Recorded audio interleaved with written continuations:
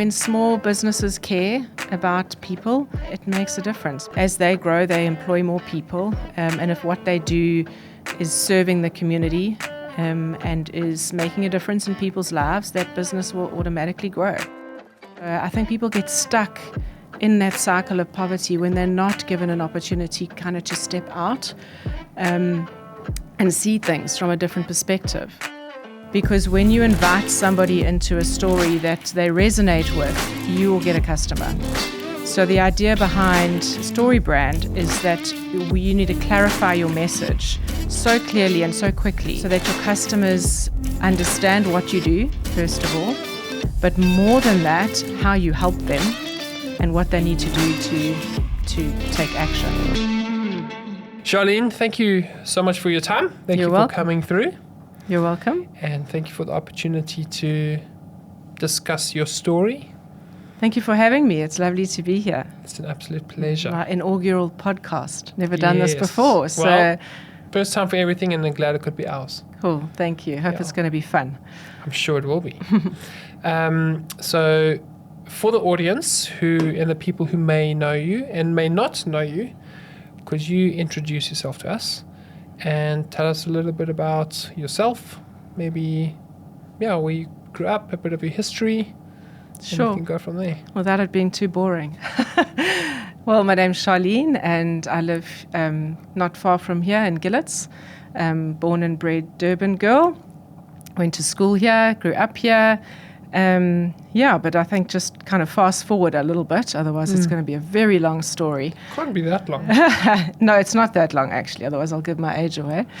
I've been in marketing for a very long time, probably 20 odd years now. Okay. So really love it. Otherwise I'm sure I would have got out of it by now, because it's not an easy industry to be in. There's a lot of us around. But run my own agency for about 12 years now, which has been a very interesting, challenging, rewarding journey. I didn't tell you I'm married. I have a son.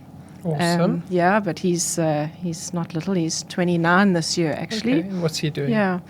He's actually pursuing a career in animation, video animation. Ooh, that's exciting. Yes, So he's kind of in the field, but not quite where he wants to be. Okay. But he'll get there. Yeah. Awesome. Yeah. That's very cool. Yeah. So you said 12 years you've run your business? Yes. What is your correct. business's name? So it's called BrandHeart. Okay. We focus predominantly in the digital marketing space. Okay.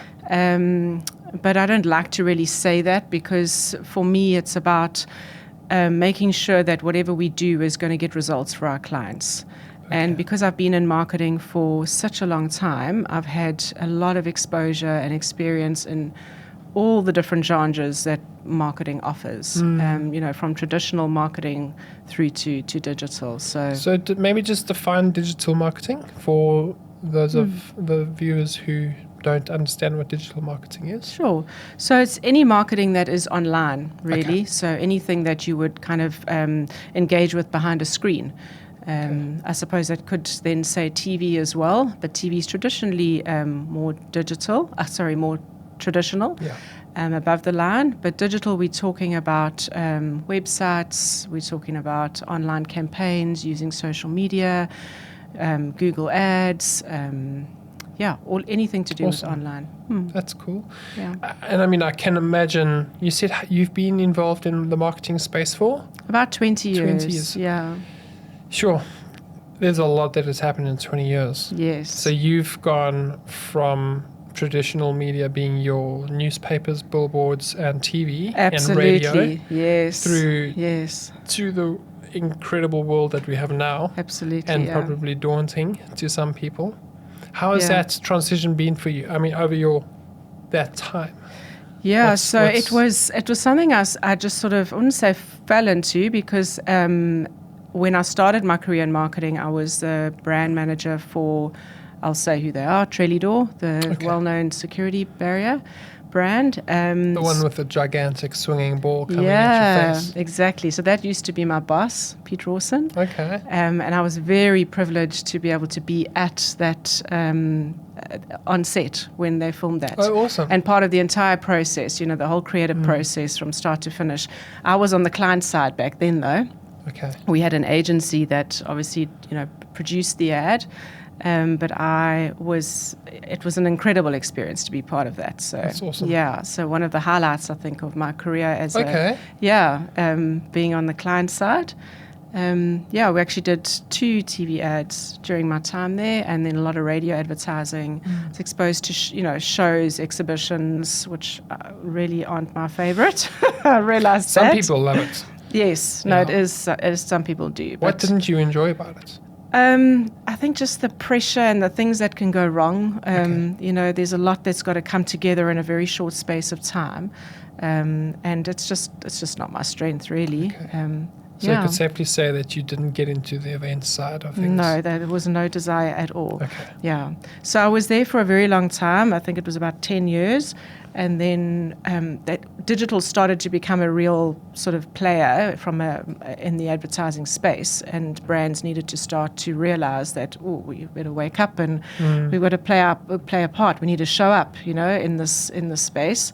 And so as the brand manager, I needed to investigate those options, and of course we started to do Google ads and improve our website and things that didn't really matter in the beginning, because everything was very much more word of mouth and getting in front of clients, which you always still need to do, but generating leads you just did it differently.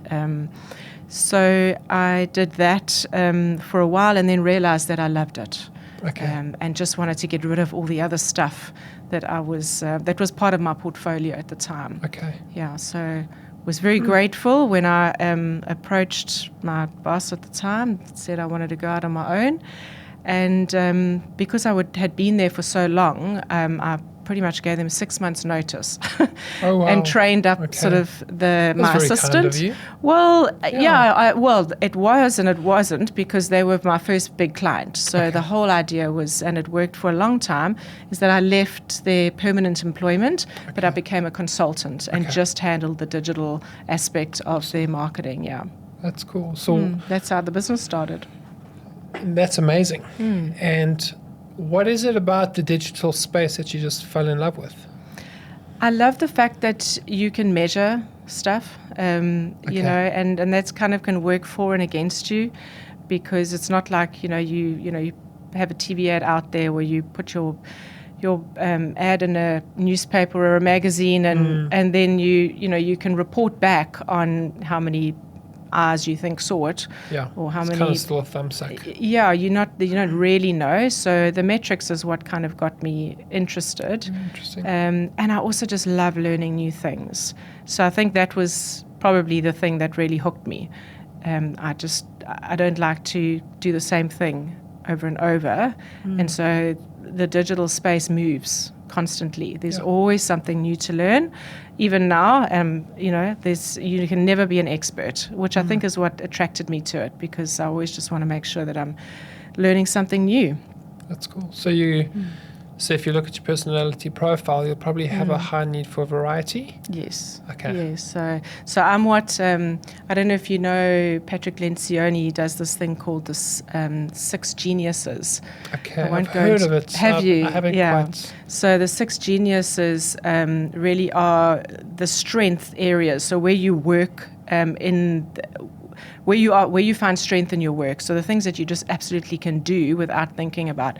And so I'm right at the one end, which is the wanderer. So it spells widget, and W is the wanderer. So I'm always looking for new ways to do things, awesome. Which used to drive my team crazy, because I was always introducing new tools and new software and new processes into the business. Because I just always think there's a better way to do something. It can work against you, though. It can. Have there been instances where that has worked against you, and maybe an instance where it's worked really well for you? Yeah.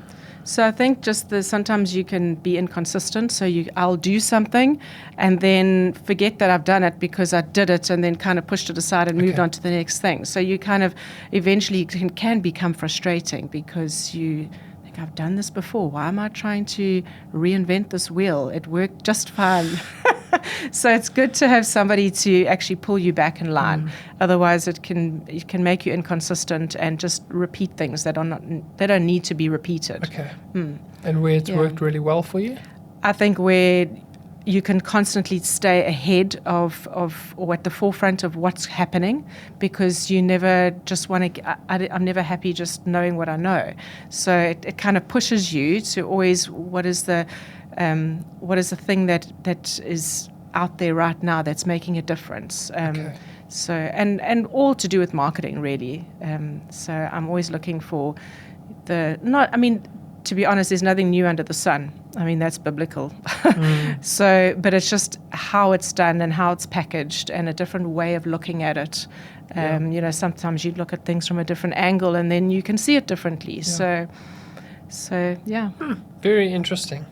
So your marketing company is called BrandHeart.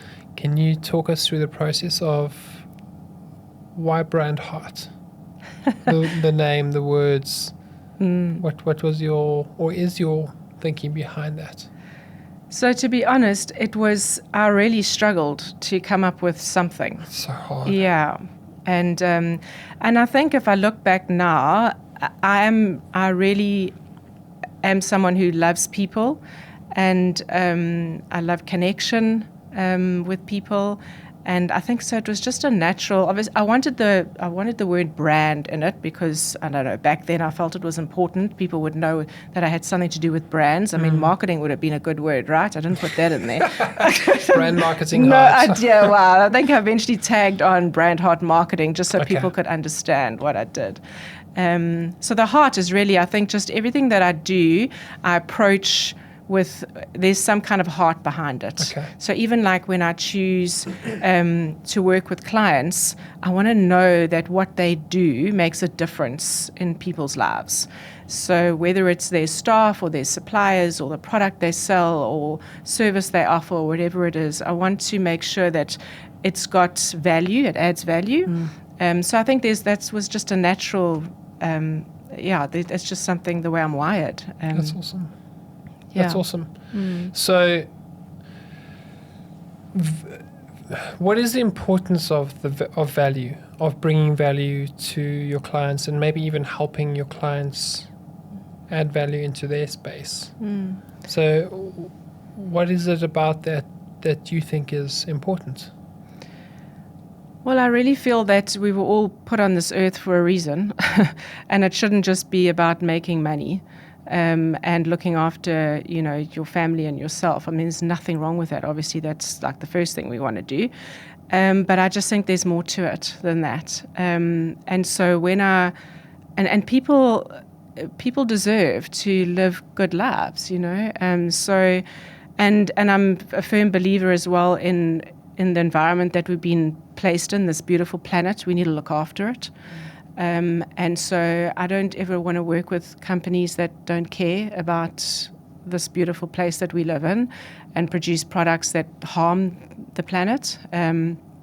So I think, the value is that everyone has something to bring. And I just believe that business is a vehicle for people to be able to deliver that. It just gives people purpose and meaning to life.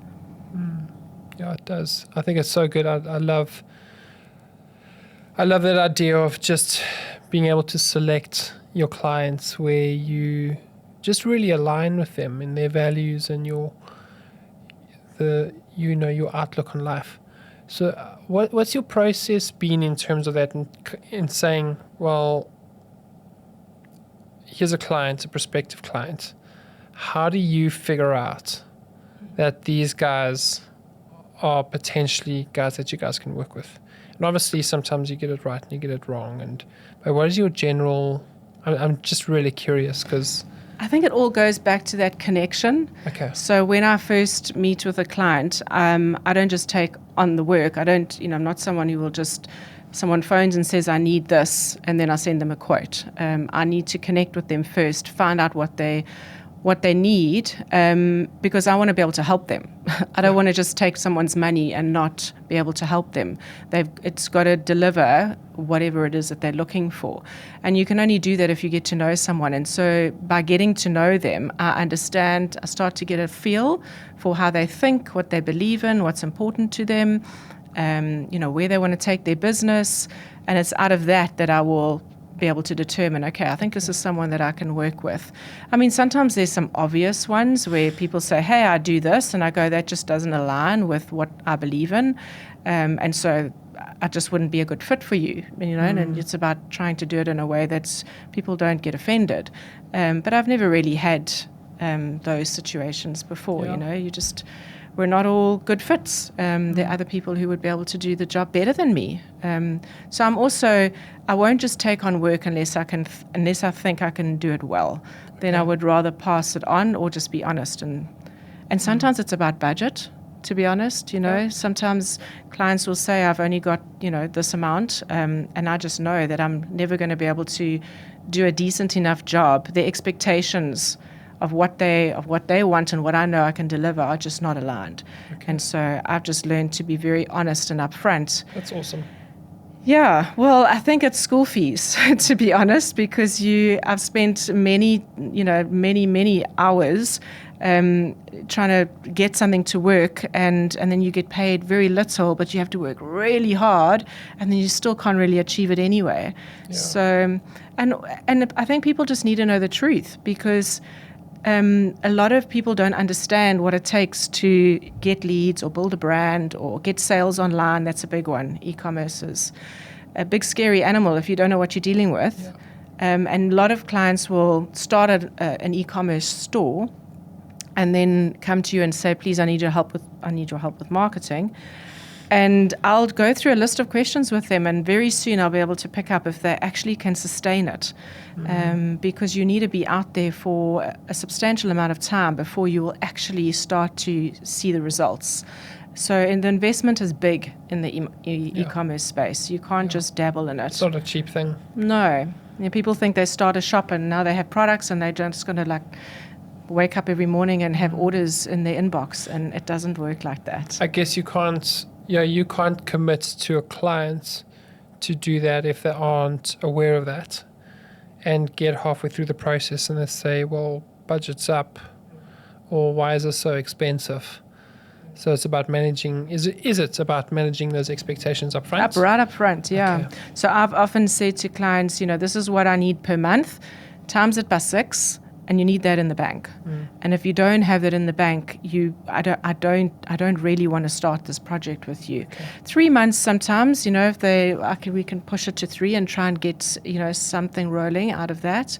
But I've just had situations where people leave because and then it just leaves a bad taste in everybody's mouth, and it doesn't help with your reputation either, because what they tell people is not necessarily the truth. Exactly. It just didn't work, and then it's your fault. So I've walked away from a lot of business like that. Okay, business it's not a walk in the park, eh? No. You've got to have some grit, and you've got to be able to just.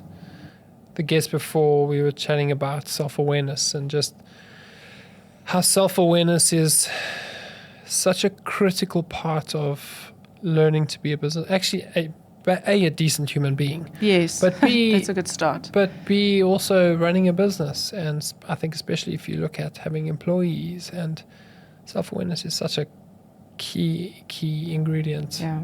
The good news is that the longer you're in it, the better you get to know yourself. It's those early years that are the hardest, and I mean, I still learn something about myself all the time. I wouldn't say every day, but certainly, you learn where you're good and where you're not so good. Yeah. And it's about navigating that and not trying to be great at everything, and knowing when to quit, when to stop doing something because it's just not working. Yeah. I think you've got to, as an entrepreneur, business owner, failure's got to be your friend. You can't let it be the end. Yeah. You almost got to aim to fail at least once or a couple of times. Just do it quickly as quickly as Quickly possible. and painfully as possible. It's like ripping off the plaster. Yes, But exactly. you don't learn if you don't fail. You don't grow if you don't fail. Yeah. Because how are you going to know what works and what doesn't work? Yeah. Yeah. And sometimes when we succeed, we often don't look at, well, why did we succeed? We're just so happy we did. And then all of a sudden it doesn't work, but we don't know what was working to begin with. So it's also a big lesson too. Yeah. That is. And talk to us about, when we met over coffee, you told us about Thusana. And what a lovely project. Thank you. So can you tell us a little bit about that? Because that's also very, very cool. Yeah. And I'm making an assumption here, but you would use a lot of your BrandHeart skills leading into Thusana. Correct. So tell us what it is about and how it came about. Sure. So Thusana, just so that the name Thusana is actually Sesotho, and it means help each other. Okay. My husband actually came up with that, and he's not the marketing person, so it was over a bottle of wine at Bellevue Cafe. Nothing wrong with wine. But and it really was it's a great name, because it is, the whole purpose behind Thusana is to use what's in my heart and in my hands to help other people that are less privileged than what I am, but have a beautiful talent and a desire to change their life through hard work. I'm not someone who believes in handouts. I really believe that if you give people opportunity and they're hard working, that is what will change a life forever. So Thusana is essentially, right now, it's an e-commerce store. Okay. Of course, using what I knew. I always wanted my own e-commerce store. I mean, why? I have no idea, but I didn't have anything to sell. So I was like, okay, so I know how to do this, but what am I going to sell? And I'm a Christian, so my faith is very important to me. And I attended a conference, actually a Global Leadership Summit, which is about to launch or hit our shores here in Durban in October, and I've been going for years and years to the summit. It's a really powerful. Have you been? I have been to 2 or 3 of them. Awesome. Well, you must come this year. Have you booked? I haven't. You have to book. They're my client. Are they? Yes. Oh gosh, so you better book. Okay. But anyway, so it was through one of the summits that God sort of planted the seed in my heart to use what I had. But so it helps crafters, artisans. So you think about people who are living in rural areas that can make, they do beadwork, they crochet, they do woven grass work, leather work, all that sort of thing. But most of them don't have a platform to sell. They don't have a marketplace outside of what they might do on the side of the road or at some markets, but it's still pretty limited because, they don't have cars to drive all over the place. And the access to opportunity. Exactly. So Thusana is there to create that platform and to give them access to a market. Awesome. Yeah. So it was kind of birthed. I sat on the idea for about 5 years, and eventually in COVID, I thought, well, if COVID's not going to make me do this, nothing will. So my husband encouraged me, and we started it in 2020. Awesome. Yeah, very small, set the website up, and then it was a case of finding people, that had good products. Because it wasn't just anyone that we wanted to put on there. The products need to be quality.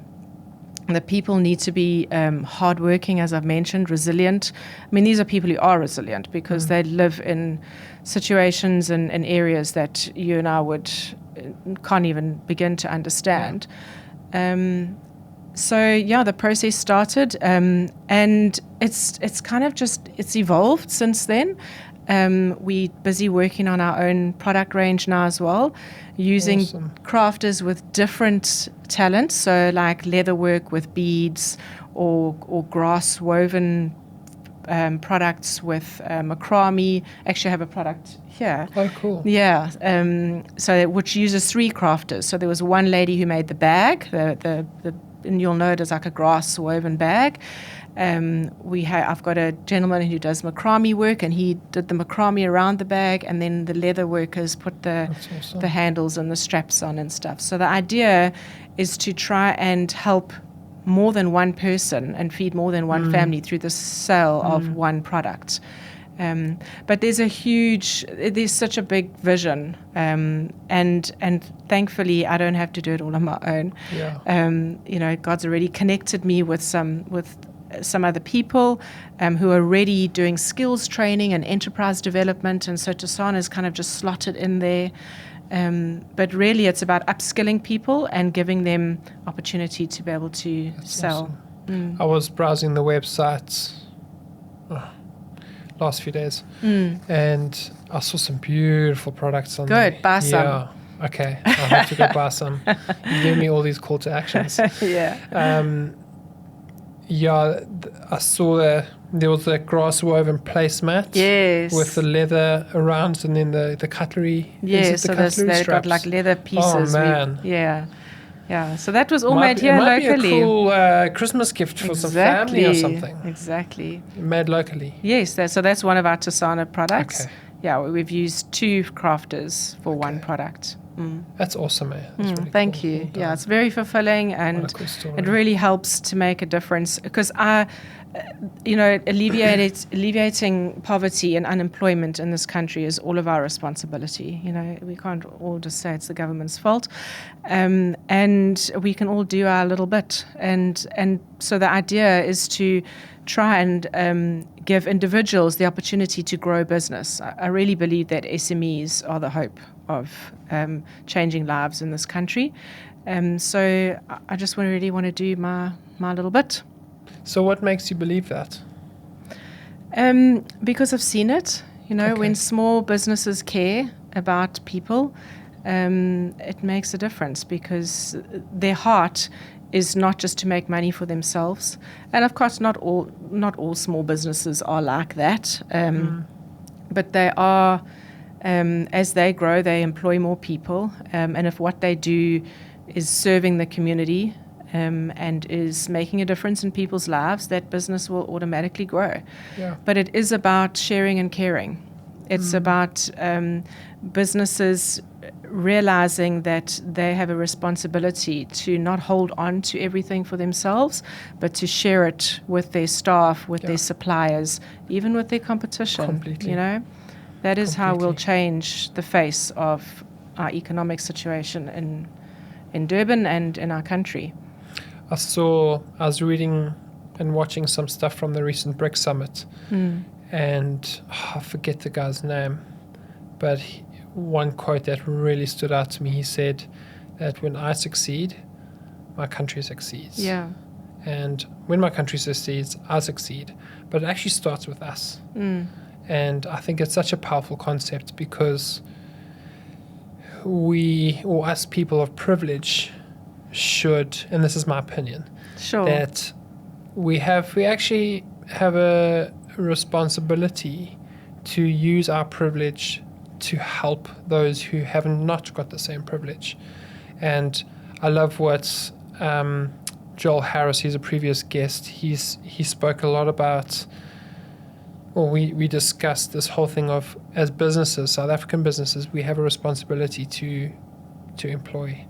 Yeah. And I think it's such a beautiful approach, because we have the opportunity to create jobs.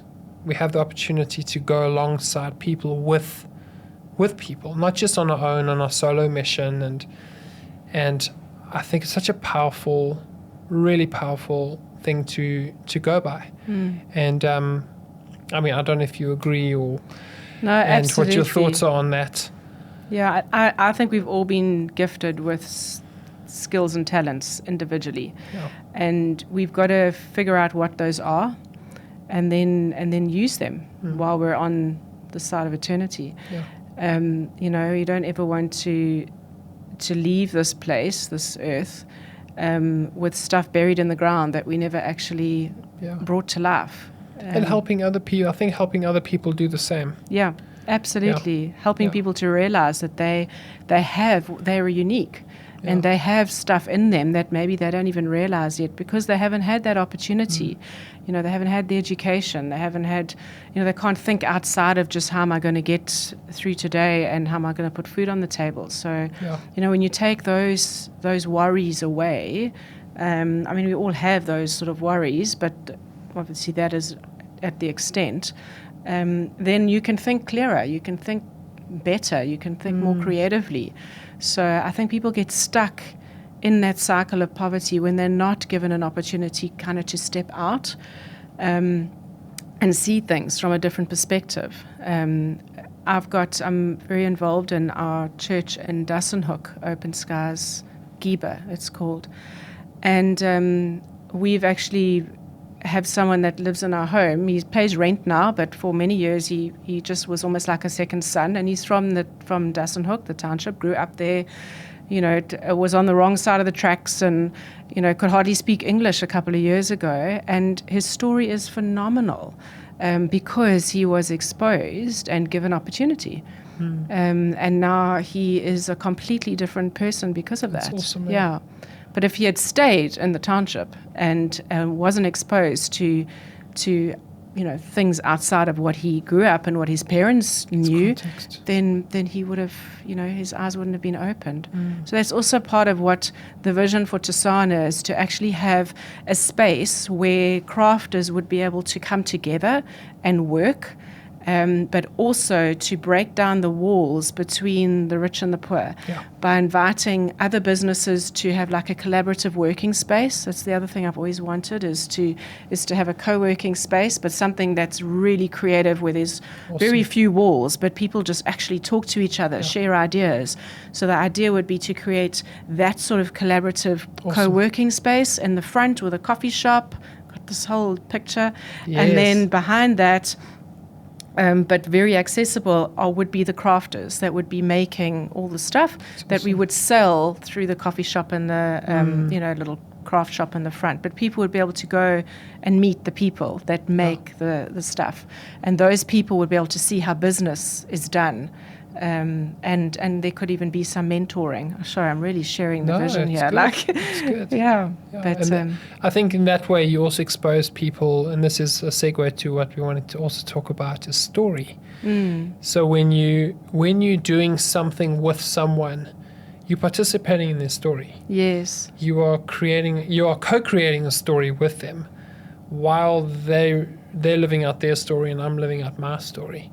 But we get to merge these stories together for however long or how brief.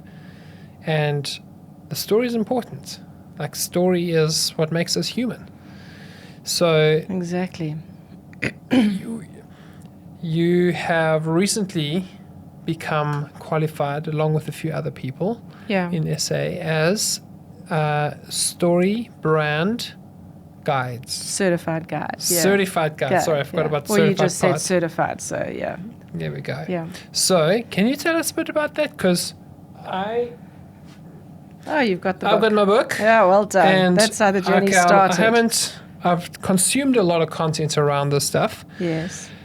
I'm a very slow reader, but That's okay. I feel like I have a pretty good understanding of this framework, and I would suggest every business owner that you guys buy the book. Yes. Check it out. But Charlene's the expert here. One of the experts. But in this room, you are definitely the expert. Thank you. So, can you tell us a little bit about that? I think it's very exciting. Yeah. And you do the talking and I'll do less talking. No problem. So most people in South Africa don't know StoryBrand. Yeah. So you're excited because you've read the book and so you understand. I'm evangelizing here. Yeah, there you go. Lovely. I also bumped into them. I can't even remember how, but probably through some of the methodology that they teach in the framework. I found them online, obviously, because they are from America. So it's an American-based company, created and started by a gentleman called Donald Miller. And it really is about, so it's a 7-part framework that helps, and this is about marketing, right? So yes, storytelling, but storytelling from a brand perspective. Because when you invite somebody into a story that they resonate with, you will get a customer. So the idea behind StoryBrand is that you need to clarify your message so clearly and so quickly so that your customers understand what you do, first of all, but more than that, how you help them and what they need to do to take action. So the storytelling part, so the framework is really based on how they make movies and how people, or good movies, and how people write good books. I won't go through the whole framework now, but we as certified guides are trained and given the tools and resources to be able to implement StoryBrand into people's businesses. So, and it can take the form, it's messaging, it's copy. Yeah. But words matter, right? Especially in a digital space that we live in, because it's very cluttered. But it can translate onto websites, video, social media posts, email marketing, Google ads, really anywhere, company profiles, and the whole concept behind StoryBrand is to make your customer the hero. And this is where most of us get this wrong. The customer is the hero and the brand or the company is the guide. And very often it's the other way around. You know, you think about typically you land on a website and all you see is what they do and how they started their business and what they're good at and all that. And that's all great. And there's a place to tell that part of your story, but it's not the thing that hooks a customer in. And we know how cluttered the marketing space is, well, just any online space is. And so you've got to literally 3 seconds to get someone, pull them in and get them to read or engage a little further. Yeah. So StoryBrand helps you to clarify that message really succinctly, and so that people understand why they should do business with you and how their lives are going to be better if they do work with you, and what they'll look like if they don't. Yeah. So it's really just a matter of crafting messaging. Yeah. It's such a powerful, I mean, just a little bit I've read and content I've consumed, I've just seen how absolutely powerful this framework can be. Yeah. And I think one of the big things for me was that hit home hard was we by default position ourselves as the hero. Absolutely. And and we were chatting about this when we met a little bit, was when we do that, obviously straight from them, but we put ourselves into competition with our clients. Yes. Directly. Yes. So absolutely. We immediately create the sense of, I know everything, you're coming to me for help because I'm the hero here, but it's actually you're the hero and I'm here to help you with my skills. And actually, thinking about it now, it's quite a community-based way of looking at it, rather than saying, hey, I'm the pro, I'm here to help you. It's actually, let's come alongside you and help. Yes. Let's mentor you. That's why it's called a guide. Yes. Yeah. So, I mean, how long have you been doing it for? So I did the first workshop where I just did the workshop to be able to do it for my own business, and still I used the methodology with clients, but I couldn't say I was certified, obviously, because I wasn't. But that was about 2 years ago. Okay. So I've been using the framework for a while, and then eventually just realized I wanted to do it properly and have access and get the full training. So I recently trained and certified in July. So it's just been a month. Yeah. So what has that enabled you to do? Well, I carry the certification. So I'm allowed to implement the StoryBrand methodology with my clients. Okay. So if you're not a trained guide, if you're not certified, you can do it for yourself. So you can attend the workshop. StoryBrand in America, they will facilitate the workshop. So they teach. You can go and sign up for a workshop and get taught it. You're not allowed to teach it to anyone else. That's their IP. So and so we're not actually allowed to teach it either. What they describe us as guides as their agency, for a want of a better word. So they could have opened up their own agency and employed a whole lot of people to implement StoryBrand. But they didn't want to do that. Okay. So their model is that they train people, whoever wants to be trained. And it's amazing because the community is made up of so many different types of people. They're not all pure marketing people. Some of them are, people like you who do video work. Others are photographers. Some people just do copywriting. Some are designers. Some are brand strategists. And so there's over 600 guides around the world. 5 of us here in South Africa. So we, as a sort of community, are trying to get the word out there because we've seen how it's helped big brands, big and small brands, internationally. The community is incredible. Can I talk about that? Go for it, The please. guide community it really has opened my eyes to like collaboration on a whole nother level. So they're all in the same industry, right? A lot of them cross paths in terms of what they offer as a service to their clients. They are the most generous bunch of people when it comes to sharing ideas, resources, tools, work, whatever it is, amongst themselves. They're almost like you feel like you've joined a big company, but you're still working for yourself. So that's awesome. Yeah, it's like kind of broken down this idea of your competition is not really your competition. If you embrace people that do what you do, you actually learn from each other. Yeah. There's enough customers out there. You can't have them all, and you don't want them all anyway, like we just said earlier. So why not embrace the people that are literally will be able to relate to you, and you can help each other. So as a guide community in South Africa, we meet every second Friday, Awesome. and we are all doing the same, similar but different. So one guy focuses very much on web design and Google Ads. So he's got a team of people, but he applies StoryBrand to his web design. Now I'll use him because he just gets it. I don't have to teach him StoryBrand so that he can implement it in the design of the website. I'll give him the words, but he could do it himself anyway, but that's what I love to do. So I'd give him the words and he would then write it into the design. Awesome. And then the other lady is she does more strategy work, which I also do. I love strategy. The other lady does more online campaigns. So it's just been great because I don't feel alone as a business owner, especially it's so good. Since we're working on our own. I used to have a team with an office and now work from home with sort of partners that are out, that are specialists in their area, and I'll use them for certain things. But it can be lonely behind your screen and it gets in very your lonely. office. 100%. So when you can bounce ideas, and I think that's why I wanted the co-working space for so long. I was just so desperate to get out of my converted garage into a co-working space. But I feel like I can do it now because I have a community. They just happen to be behind a screen. It's so important, hey?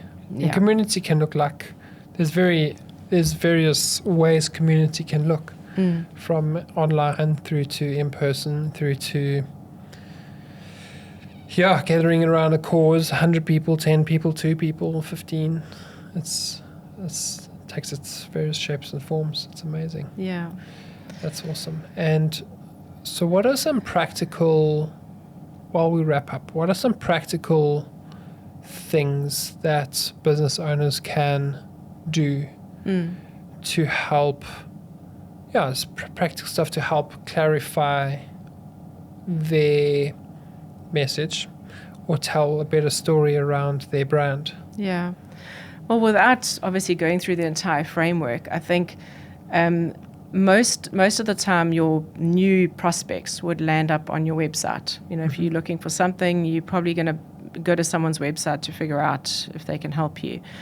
And StoryBrand teaches that your website needs to pass what they call the grunt test, which is literally you look at something and you go like I get it, And so to be able to do that, you before people even start scrolling on a website, so in other words, the information that's above the fold, it needs to answer 3 questions. So, you can literally go to your website now and you can try this. do people understand? Are you telling people what you do? So very quickly, is it very clear without reading copious, like above the fold, what you do, how you make their lives better is the second thing you need to answer. And thirdly, what do they need to do to get in touch with you or to take the next step of engaging with you, whatever that may look like in your particular field. So, and I think you'd be surprised when you look at because websites tend to be, some are beautifully designed, but people are still very unclear about what it is that you do. Mm-hmm. So some of the mistakes people make is that the imagery doesn't match the words. So the imagery actually just confuses you as to what they do. Some people use too many words. Donald Miller's famous saying is, if you confuse, you lose. So if you're confusing people by trying to be smart and get your copy to be too clever, you've lost them. You've made them burn too many calories, mental calories, and they've left. They've gone somewhere else. Telling people what to do is extremely important, the call to action. And so you need to have a call to action that is strong, not just a learn more or contact us now. They need to understand what it is that the next step is going to be. So it needs to be like, if it's get a quote or book a consultation or whatever it is. And that looks different for different companies. But people will go where you lead them. So if you're not leading them anywhere, if you're just telling them a whole bunch of stuff and they're not telling them what to do, then they will leave. The other thing is, don't use insider language. So I think a lot of people, companies that, especially IT companies, I think, and finance people will use language that we don't necessarily understand as a layman. And we're not the person that you're trying to help is not the expert, right? Yeah. You're the expert. So don't make them feel dumb by putting words on the page that they've got to try and figure out, well, what does this actually mean? And it's going to turn them off. Yeah. Give them a simple plan, like a 3-step plan as to how to do business with you. And even if there's 10 steps, narrow it down to 3, because 3 is what our brains can cope with. It's a good number, apparently. There's been some research done about this. So StoryBrand's taught us that try and keep it to 3. Mm-hmm. So step 1 would be like book a call. Step 2 would be the thing that you're going to do to get them to step 3, which is their happily ever after.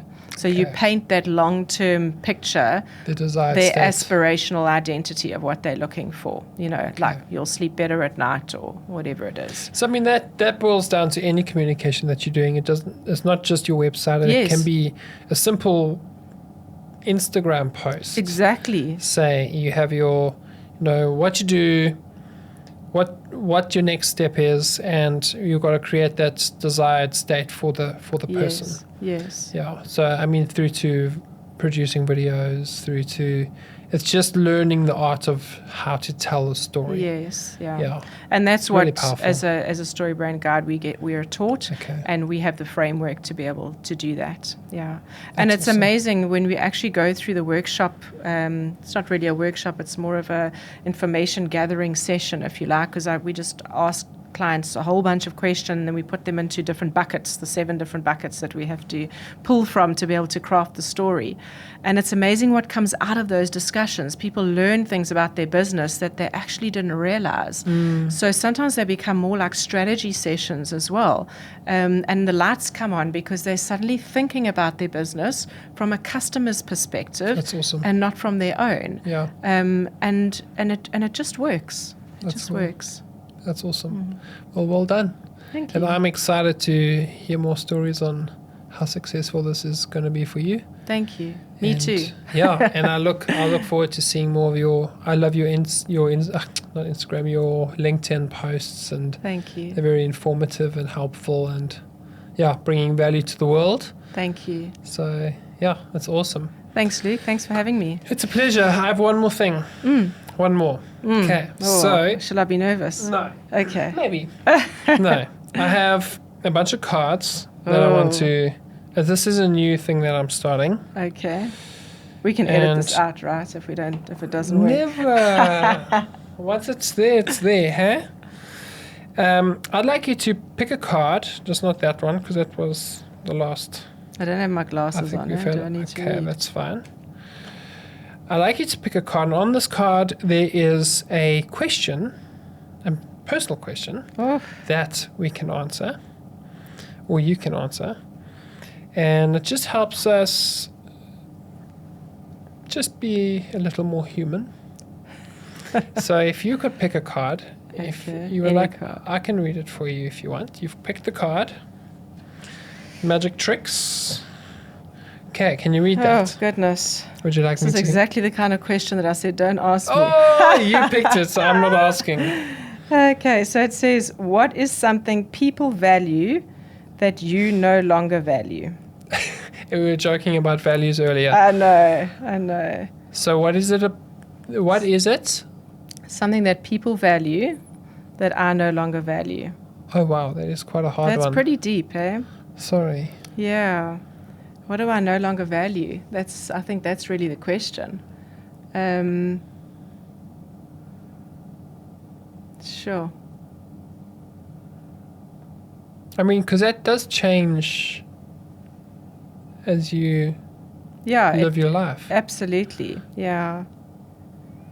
Yeah. So, I mean, you've got to kind of think back to when you were, younger.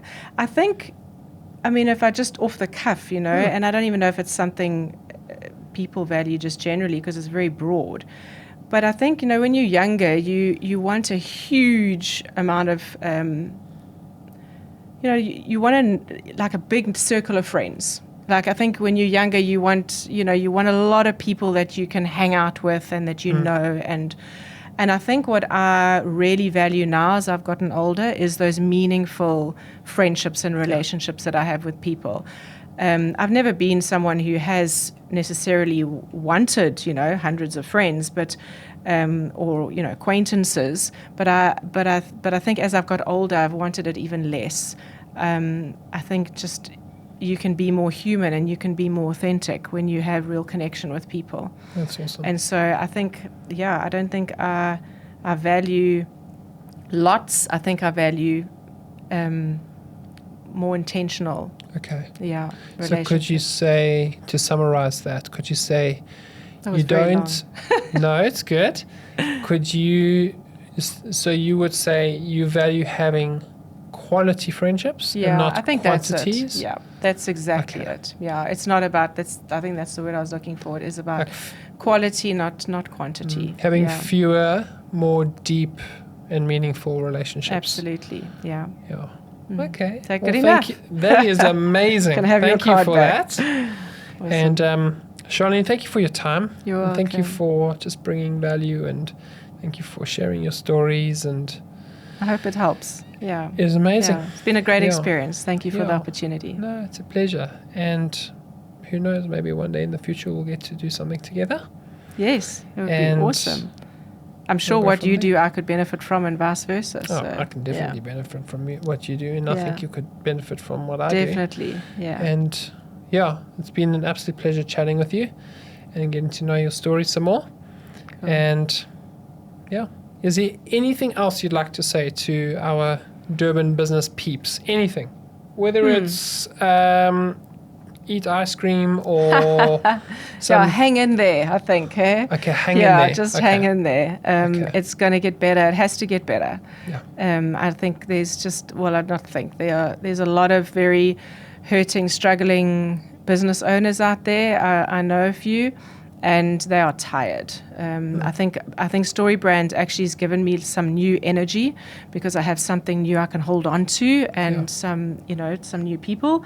But I think there are a lot of people who are just really tired. So, don't give up. Like, Yes. our city needs you Yeah. desperately. Country needs you. Yeah, Charlene, thank you. cool. You're welcome. And Durban, as always, big love, and catch you on the next one.